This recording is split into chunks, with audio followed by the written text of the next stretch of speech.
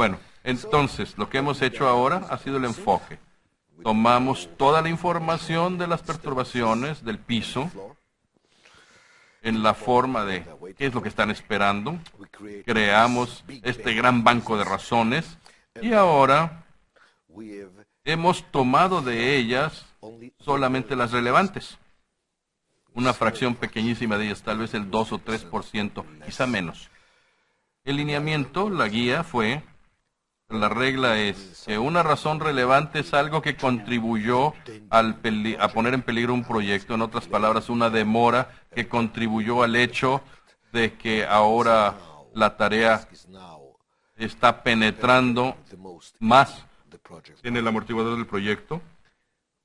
Simplemente vimos qué tareas en qué proyectos ahora son los que tienen la mayor penetración en el amortiguador de terminación. Nos regresamos al banco y utilizando el hecho de que tenemos redes de PERT, pues hemos extraído todas las razones que se acumularon para crear este problema.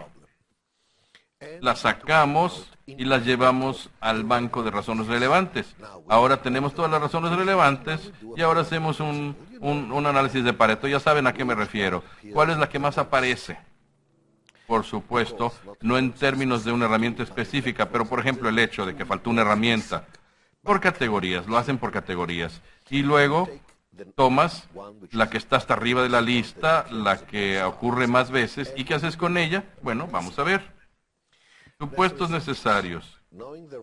Conocer las razones relevantes y eliminar las causas raíces de las razones relevantes no son sinónimos. En otras palabras, el mero hecho de saber cuáles son las razones relevantes no quiere decir que vayan a cambiar. Hay que hacer algo al respecto primero. Muy bien.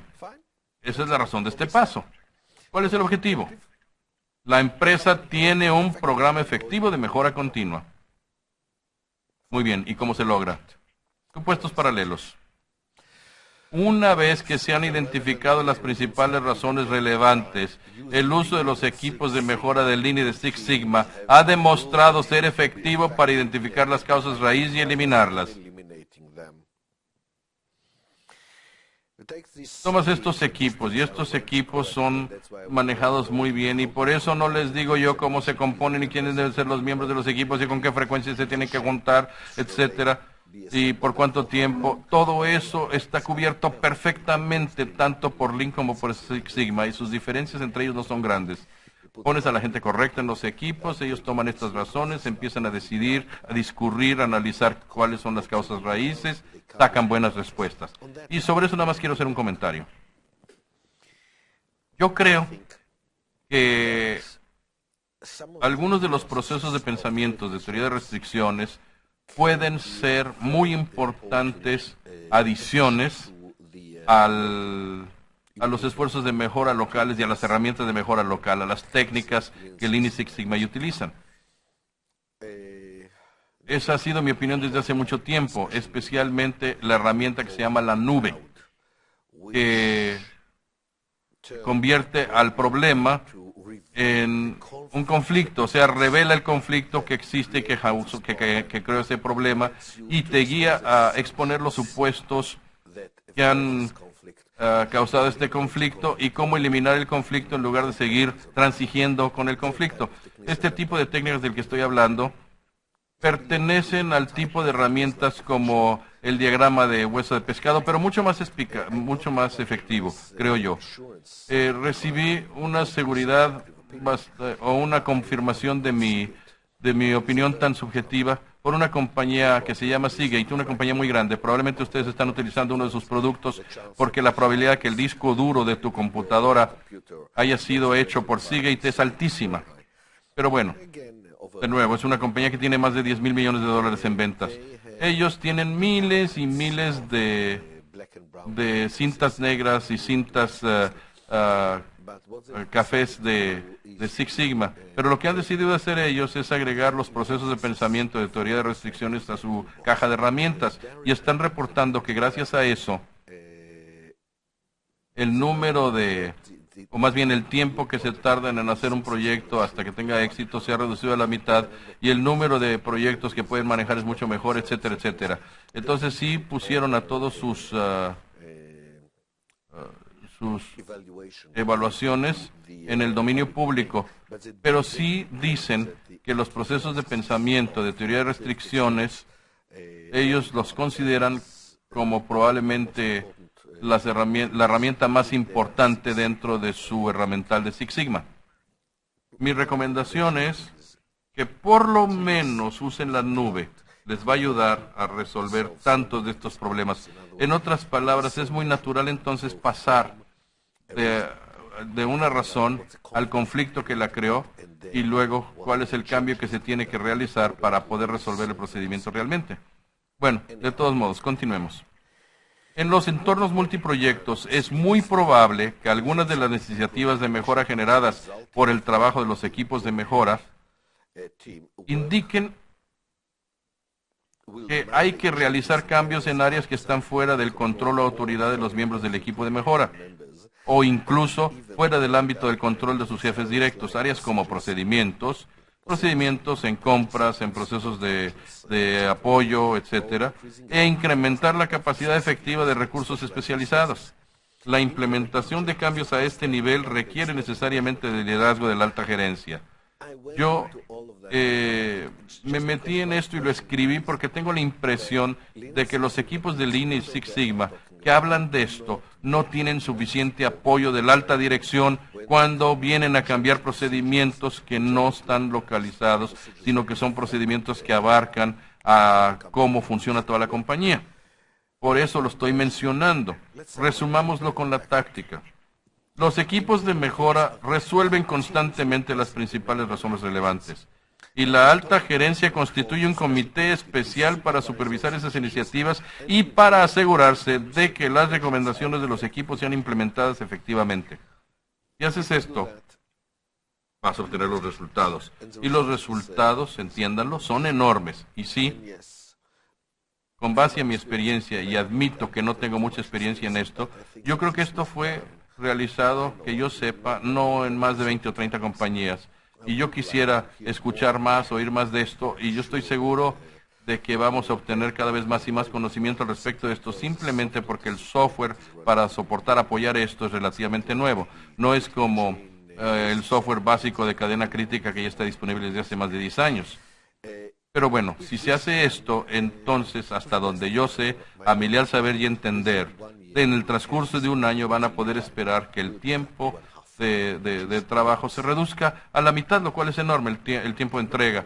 Pero lo que es más importante es que ahora, cuando agregues una persona, habrás agregado capacidad. Acuérdate de lo que tenías antes. Si ves los resultados de todos estos esfuerzos, si ves cuántas veces los recursos nada más están esperando algo externo, algo que está fuera de su área local, agregas más gente. ¿Qué agregaste? Pues agregaste más gente para que espere junto con los demás.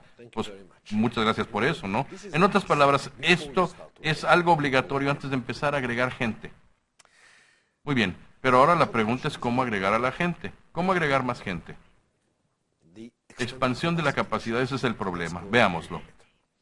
Aun cuando se realicen esfuerzos prudentes para exponer la capacidad excesiva, la capacidad de los recursos no es infinita. Va a llegar un momento en que vas a tener que agregar capacidad, especialmente cuando tienes una ventaja competitiva decisiva. Y aun cuando no la capitalices, tarde o temprano el cliente la va a notar y va a recurrir a ti.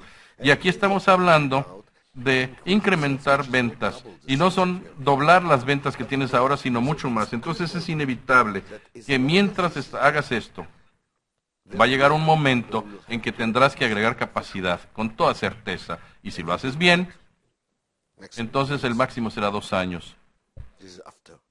Después de eso, con la misma capacidad habrás doblado el número de proyectos. En los entornos de proyectos, generalmente se percibe, o se recibe más bien un orden de compra, en caso de que te manden un orden de compra, con bastante tiempo después de que la compañía se ha comprometido en su oferta original. En otras palabras, mandas la oferta original, le pones una fecha de terminación y luego puede pasar 4 meses antes de que te manden la orden de compra, pero la fecha que diste ya es un compromiso. En esta etapa, en muchos casos ya es demasiado tarde para cerrar las brechas de capacidad sin arriesgar la confiabilidad. En otras palabras, hay un verdadero problema de tiempo oportuno para conseguir los recursos. ¿Cómo manejarlo? Primero, la estrategia. La empresa siempre tiene capacidad suficiente para entregar confiablemente todos los proyectos en el tiempo original al que se comprometió con el prospecto. Eso es lo que se desea. Muy bien, ¿cómo? Primero que nada, la regla general. El hecho general. ¿Es posible expandir la capacidad de algunos recursos cuando el reclutamiento efectivo es relativamente rápido, como parte de la ejecución del proyecto sin impactar negativamente el tiempo de entrega?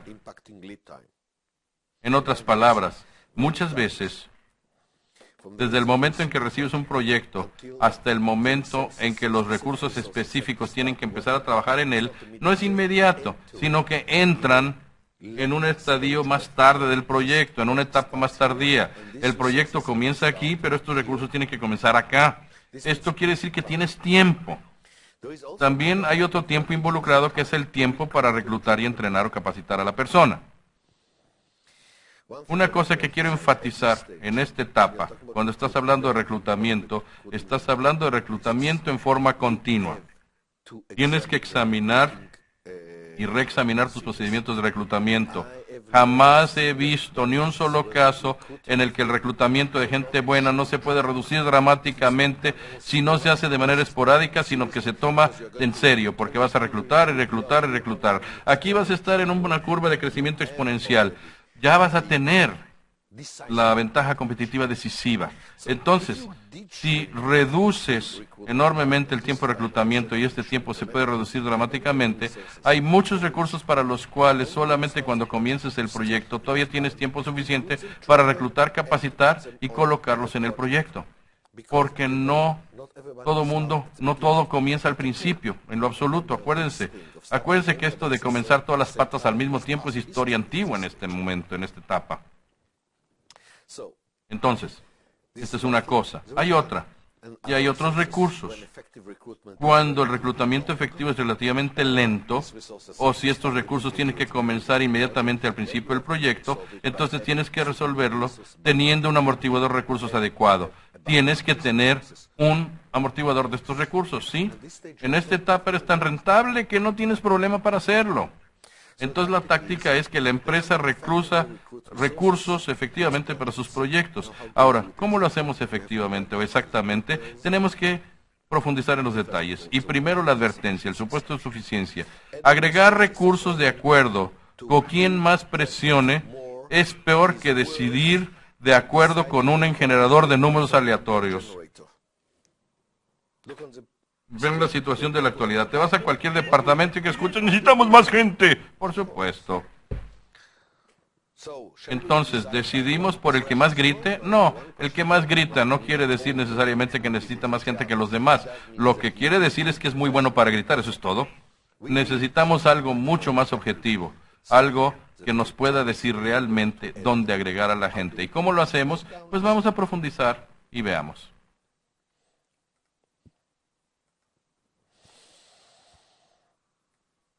Dos pasos aquí. Uno es la identificación de los recursos requeridos y el otro es el incremento de la capacidad. Escuchen con atención a la identificación de los recursos requeridos. Supuestos necesarios. La restricción de los proyectos no es un recurso específico dado, sino la sincronización de los proyectos. Ya hablamos de esto muchísimo. Como resultado, el análisis tradicional de la carga no puede identificar los recursos requeridos para incrementar la capacidad efectivamente. Estamos viendo la carga. No importa que se base en estimaciones que no son tan buenas. Estamos viendo la carga y con la carga no podemos identificar cuál recurso va a requerir más capacidad. Un recurso puede tener una carga del 70%, el otro recurso tiene 60% de capacidad. ¿Dónde es más importante agregar gente? No lo sé y tú tampoco. Porque depende de dónde jueguen en la sincronización. La demanda de ellos no es constante. Muy bien, debido a eso, la estrategia tiene que ser la siguiente. La empresa tiene una identificación suficientemente buena de los recursos requeridos para asegurar que los tiempos de entrega no se sigan prolongando. Ese es el verdadero asesino.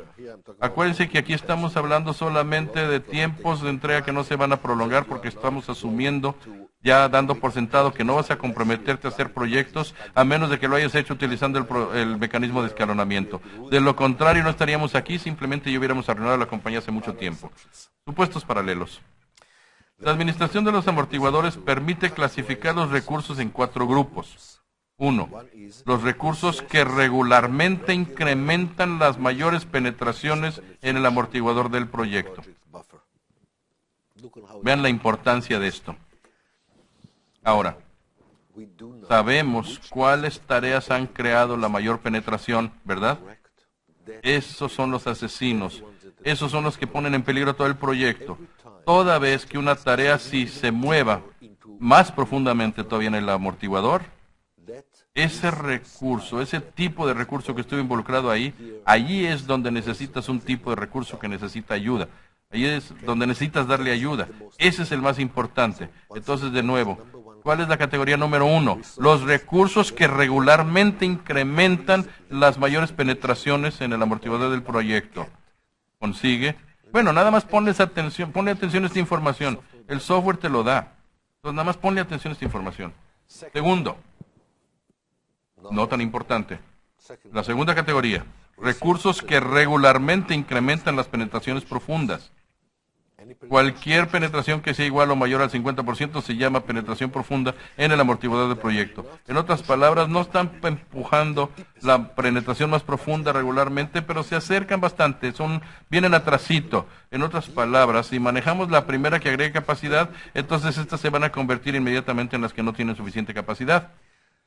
La tercera categoría no es menos importante, aunque generalmente no le ponemos atención en lo absoluto. Recursos que reducen la mayor penetración en el amortiguador del proyecto. Recursos que están haciendo la recuperación de los proyectos. Dios no quiera que no tengan capacidad suficiente y debido a eso, que no puedan hacer la recuperación, porque no tener la recuperación y estar en proyectos que han cruzado la fecha de entrega. En otras palabras, este es un recurso sumamente importante. Y ahora llegamos a la cuarta categoría, que es la que no importa cuánto griten, no necesitan que les agregues capacidad. Es decir, recursos que casi nunca contribuyen a la penetración más profunda en la amortiguador del proyecto. Esos déjalos en paz. Están bien. No les des más capacidad. Agregar recursos a los grupos anteriores 1, 2 y 3 asegurará un impacto efectivo en los tiempos de entrega. Por supuesto, lo que está entre paréntesis, se supone que ya lo hiciste, que ya hiciste los pasos anteriores. De lo contrario, no está bien. Una buena práctica del proceso de mejora continua, o el PUGE, impide agregar recursos cuando las penetraciones en el amortiguador del proyecto son resultado de que estos recursos están esperando otros recursos. Porque si la penetración se debe al hecho de que están esperando a alguien más y le agregas más gente, no habrás ayudado en lo absoluto. Lo único que hiciste fue agregar más gente que espera. Pero esto ya se acabó porque ya hiciste el paso PUGE, el paso de la mejora continua. Cuando se eleva la capacidad de algunos recursos, los recursos que pertenecen a los grupos anteriores pueden cambiar. Acuérdense que esto no es constante, no es constante por mucho tiempo, especialmente no cuando estás agregando gente. Esto hay que estar monitoreándolo todo el tiempo. Y la táctica es que el mecanismo de la administración de amortiguadores se utiliza continua y regularmente para identificar los recursos que pertenecen a los grupos 1, 2 y 3. Acuérdense que el 1 es el más importante, el segundo es el segundo más importante, el tercero es el tercero, pero estos son los únicos que tienes que contemplar donde hay que agregar más recursos. ¿Cómo se hace? Para esto, hagamos el siguiente paso después de haber hecho la identificación de los grupos 1, 2 y 3. Incremento de la capacidad, supuesto necesario. No conocer la relación entre el tiempo de ciclo de reclutamiento y el tiempo para cuando se necesita. El tiempo entre la fecha de compromiso del proyecto hasta el momento en que la persona tenga que trabajar en el proyecto. Ese es el tiempo para cuando se necesita. El reclutamiento es cuánto tiempo tengo disponible y luego cuándo tiene que empezar a trabajar. No conocer la relación entre el tiempo de ciclo de reclutamiento y el tiempo para cuando se necesita conduce a que ya se reclute demasiado tarde, demasiado temprano, en el peor de los casos de reclutar demasiado tarde. Muy bien, la estrategia. La empresa recluta los recursos requeridos asegurando una disponibilidad adecuada para sus proyectos. ¿Cómo? Utilizando el software para programación, considerando los proyectos que ya están en ejecución y los proyectos que se espera tener, que ya han entrado en el plan. es posible evaluar la carga de los recursos que pertenecen a los grupos 1, 2 y 3 y el tiempo en que se espera que se agote la capacidad de estos recursos en la empresa, su respectivo TTN o tiempo para necesitar. Escuchen con atención. Si tienen recursos en el grupo 1, su desempeño es bueno, pero esta es una cosa. Cualquier incremento en la carga en los recursos de tipo 1 y tu desempeño se deteriora. ¿Quedó entendido esto? Por eso es tan importante. En los grupos 2 y 3 tienes un poquito más de estimación, pero sabes una cosa. El incrementar los recursos ahí de la carga un 10% más te puede meter en este problema también. En lo demás, ¿qué importa? Lo repito de nuevo, no me interesa cuál sea la carga puede ser el 70%, no te engañes que tienes otro 30%, si están en el grupo 1, quiere decir que este 70% es el nivel de carga máxima que ya está dictando nuestro desempeño y que no es el 100%, estamos al 95%, al 97%, no al 100%, incrementar la carga ahí va a empezar a deteriorar nuestro desempeño. Es posible comenzar a reclutar los recursos pertenecientes a los grupos 1, 2 y 3 que tienen un ciclo de reclutamiento menor a su TTN o su tiempo para cuando se necesite, para que su reclutamiento termine antes de que se necesiten, pero no mucho antes. En otras palabras, no tenemos que reclutarlos hasta que los proyectos se hayan comprometidos. Comprometidos quiere decir que ya tienes la orden de compra en la mano. Para los recursos que pertenecen a los grupos 1, 2 y 3, que tienen un ciclo de reclutamiento que sea mucho mayor a sus tiempos de necesidad respectivos, la experiencia indica que aumentar la capacidad inmediatamente en 20% genera suficiente amortiguador de capacidad. Básicamente lo que quiero son los recursos que pertenecen al grupo 1, 2 y 3, definitivamente en el grupo 1, y donde el tiempo de reclutamiento sea más largo el tiempo para cuando los vaya a necesitar, crear un buffer de capacidad. Hay que tener capacidad de protección, crear un amortiguador de capacidad. En esta etapa te puedes dar el lujo. De hecho, no te puedes dar el lujo de no hacerlo. Tienes que tenerlos. De lo contrario, tu desempeño se deteriora. Acuérdate que tu desempeño es tan bueno que no te puedes dar el lujo de un deterioro, porque si no tus clientes te matan. Bien. La táctica es obvia. La empresa clasifica los recursos requeridos de acuerdo con la relación entre su tiempo de necesidad y el ciclo de reclutamiento, y para aquellos que tengan una relación mucho más grande que uno, entonces, en otras palabras, que el tiempo de reclutamiento sea superior al tiempo cuando se necesitan. De lo contrario, construyes un amortiguador. Gran problema. Perfecto. No es gran problema. Muy bien, y con eso terminamos.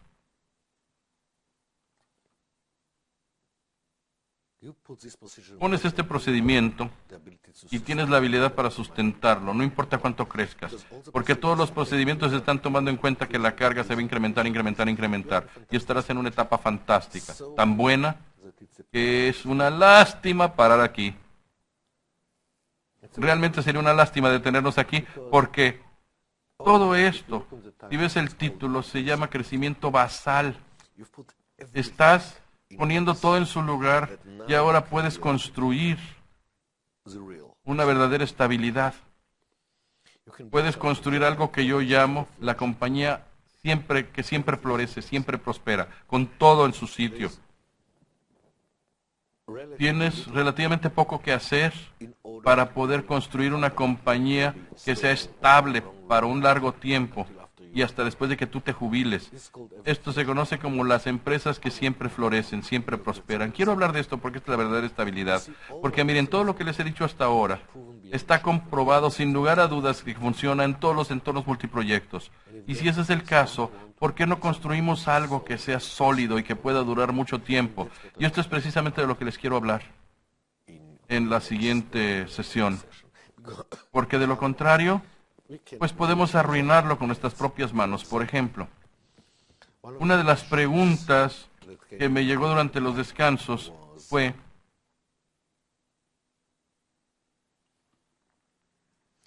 que si la confiabilidad es tan importante para el cliente, ¿por qué no incrementar la facturación? ¿Por qué no incrementar la tarifa para reducir la carga. ¿Por qué no incrementamos el precio para reducir la carga? Pues si haces esto es como estar arruinando las cosas con tus propias manos. A propósito, no lo arruinas en el sentido de que obtienes nada negativo con relación a lo que has escuchado. Vas a recibir más dinero de la que tenías antes, pero habrás desperdiciado la verdadera oportunidad. Y esto es nada más un modo. Hay tantos ejemplos de esto, de cómo se puede básicamente desperdiciar por nada, por cacahuates, por maní, esta gran ventaja que tienes. Y precisamente por eso yo quisiera dedicarle toda la sesión siguiente a que si ya llegaste aquí, ¿cómo le haces para que la compañía realmente sea exitosa en el largo plazo? En otras palabras, quiero irme al nivel 1 y luego mostrarles cuáles son los siguientes pasos después de eso. Mi recomendación para ustedes es que si realmente quieren prepararse, hay una obra académica soberbia, fabulosa. Imagínense una obra soberbia académica, una obra académica soberbia. No, sí existen. Un libro que fue publicado hace como 10 años. Se llama Built to Last, construido para durar. Built to Last, construido para durar. Es un libro de Jerry Porras. Y un profesor. Yo no creo que este libro recibió suficiente información. Estos dos profesores plantearon una pregunta que fue planteada hace mucho tiempo. ¿Qué es lo que hace que una compañía sea excelente? Y entonces abordaron esto de un modo distinto. Primero que nada, es muy interesante ver cuál es su definición de una compañía excelente. Y ellos definen de la siguiente manera una compañía excelente. Una compañía que sus competidores digan que son la número 1 y que además los competidores estén diciendo que han sido la número 1 por un mínimo de 50 años. Eso definitivamente es una excelente compañía. ¿Existen esas compañías en la realidad? Bueno, han hecho mucha investigación y han descubierto que hay, creo que son 16 diferentes tipos de industrias. El tipo de industria puede ser, no sé, incluso comercio es un tipo de industria, una agencia de viajes es un tipo de industria. 16 diferentes tipos de industrias y en cada uno de ellos hay por lo menos una, solamente una, sorprendentemente, compañía excepcional, así. Y luego todo el libro de lo que hace es hablar de cuáles son las semejanzas entre estas compañías. ¿Qué fue lo que las hizo llegar a ser lo que son? Y sorprendentemente descubrieron que todas las explicaciones prevalecientes de qué es lo que hace que una compañía sea realmente buena, pues no pasa la prueba de estas compañías. Algunas lo tienen, otras no. Pero hay otras cosas que todas ellas, sin lugar a dudas y sin excepción, tienen.